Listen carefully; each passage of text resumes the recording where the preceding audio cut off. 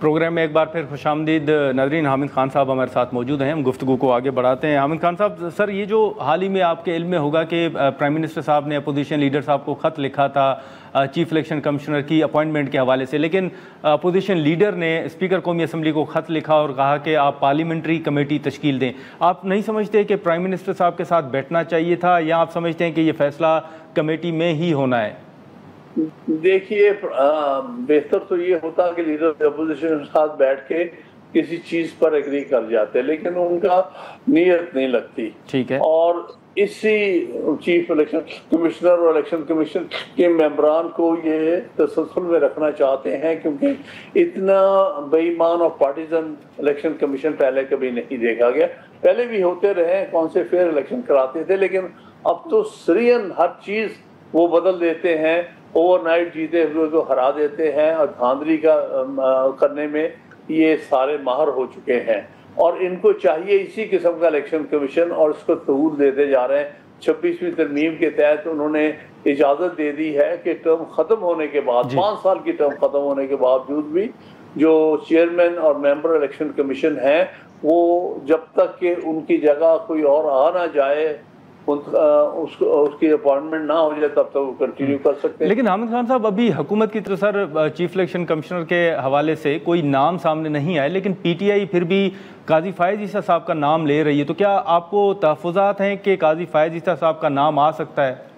देखिए, जितना ज्यादा उन्होंने जुल्म ज्यादती की है और आइन की बर्बादी की है अपने 1 साल के दौर में, तो मुमकिन है कि हाइब्रिड हुकूमत जो है उनको ही लगा दे कि भाई मजीद इसी तरह से पीटीआई के खिलाफ ज्यादतियाँ और जबर जारी रखो और उनको हर केस से महरूम करो।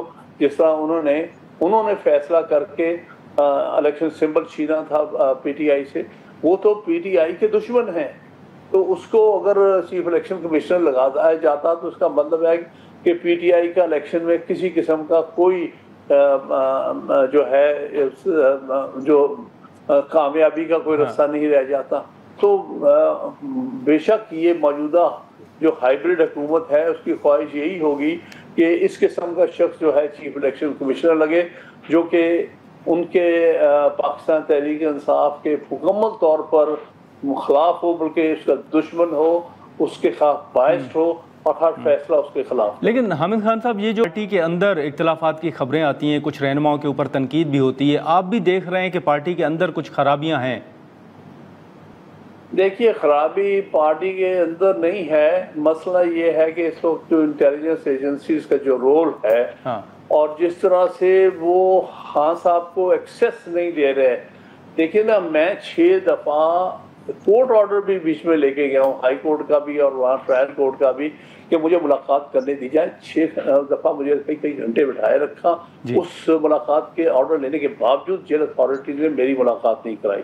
इसी तरह काजी अनवर है, पेशावर से आए, इस तरह से और हमारे कुछ लोग हैं जिनको मुलाकात नहीं करने दे रहे। वो मुलाकात सिर्फ उनको करने दे रहा हूँ जो कि इन एजेंसियों के साथ कनेक्टेड लोग हैं, जो कि कॉम्प्रोमाइज लोग हैं। वहाँ वो जाके उनसे मुलाकात किसी वक्त भी कर सकते हैं, आसानी से मुलाकात करते हैं, हमें नहीं मिलने दिया जा रहा। इसलिए इमरान खान साहब को पूरी तरह से लाइलम रखने की कोशिश हो रही है एक्चुअली।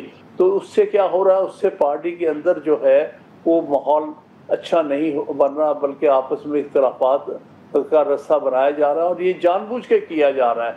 इसमें पार्टी के अंदर कोई पॉलिसी ऐसी नहीं है जिसमें हम आपस में एक दूसरे से इख्तलाफ कर रहे हैं, बल्कि ये माहौल बनाया जा रहा है कुछ प्लांटेड लोगों के जरिए कि पार्टी के अंदर इख्तलाफात बढ़े और हम कह सकेंगे पार्टी इस वक्त आपस में तकसीम है। तो खान साहब समझते हैं कि इस वक्त सिर्फ उन लोगों को खान साहब के साथ मिलने की इजाज़त दी जा रही है जो कंप्रोमाइज्ड हैं? जी बिल्कुल सही है, बेशतर वही हैं। नहीं, फिर आप क्या समझते हैं कि फिर पार्टी को इस पर कोई नोटिस लेना चाहिए, कोई इकदाम उठाने चाहिए? देखिए, बेबसी है, बल्कि एक दफ़ा ये हुआ है कि हमारे जो सेक्रेटरी जनरल है उनको इजाज़त मिल गई, 6 लोगों को जो थी हाई कोर्ट से इजाज़त मिली थी कि उनको मिलने दिया जाए।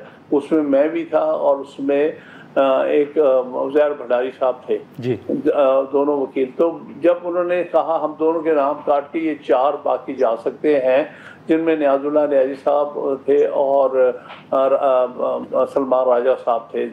जब वो अंदर गए तो उन्होंने कुछ लोगों को पहले बैठे देखा। अच्छा। और उस पर प्रोटेस्ट किया उन्होंने कि देखें, इनको तो कोई इजाजत नहीं, इनको आप इनको मिलने दे रहे हैं, और जो हाईकोर्ट से ऑर्डर लेके आए उनको मिलने नहीं दे रहे हैं। प्रोटेस्ट जरूर किया था सलमान राजा ने इस बात पर, लेकिन उसका अमल दरामद तो हुआ नहीं। तो वो तो मतलब है कि हमारी जो मौजूदा चाहे चेयरमैन है और चाहे सेक्रेटरी जनरल है, उनकी तो कोई सुनता नहीं है। अच्छा, ठीक है खान साहब, बहुत शुक्रिया सर वक्त निकालने का। नाज़रीन, हामिद खान साहब की गुफ्तगू आपने सुनी। हम यहाँ पर एक शॉर्ट ब्रेक लेंगे और ब्रेक के बाद जो पाकिस्तान पीपल्स पार्टी के बजट के हवाले से तहफ़्फ़ुज़ात हैं, उस हवाले से नवीद कमर साहब हमें ज्वाइन करेंगे।